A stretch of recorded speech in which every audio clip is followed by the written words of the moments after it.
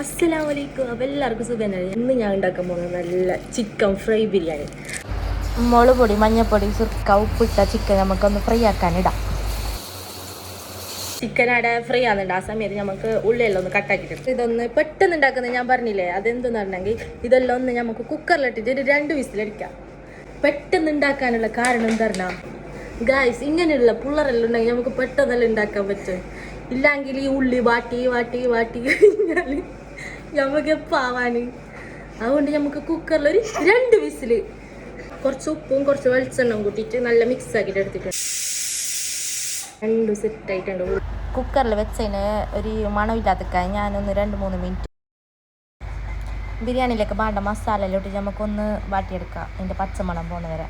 അത് മണം പോയപ്പോൾ നമുക്ക് ഫ്രൈ ആക്കി ചിക്കൻ ഇട്ടിട്ട് ഒന്ന് മിക്സ് ആക്കി കൊടുക്കാം. ഇത് രണ്ടും മിക്സ് ആയിട്ടുണ്ട്. നമുക്കൊന്ന് കുറച്ച് സമയം മൂടി വെക്കാം. ആ സമയത്ത് നമുക്ക് ചോറിനുള്ള പരിപാടി നോക്കാം.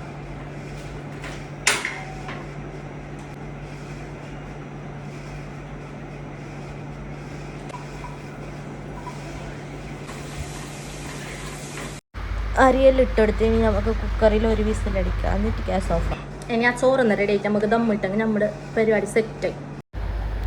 10 മിനിറ്റ് ലോ ഫ്ലെയിമിലിട്ട് നമുക്കൊന്ന് ദം ചെയ്ത് സെറ്റായി. ഗൈസ്, നമ്മുടെ ബിരിയാണിയുടെ ദമ്മ് പൊട്ടിക്കുന്ന ടൈമായി.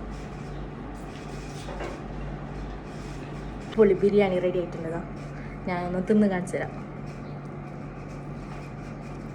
നല്ല നാട്ടിലത്തെ മാങ്ങാൻ്റെ അച്ചാറുണ്ടതോ. അച്ചാറും കൂട്ടിയിട്ട്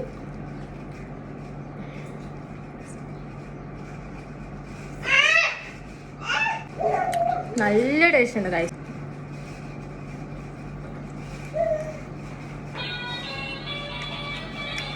പെട്ടെന്ന് ഉണ്ടാക്കാൻ പറ്റിയ ബിരിയാണിയാണ് കേട്ടോ.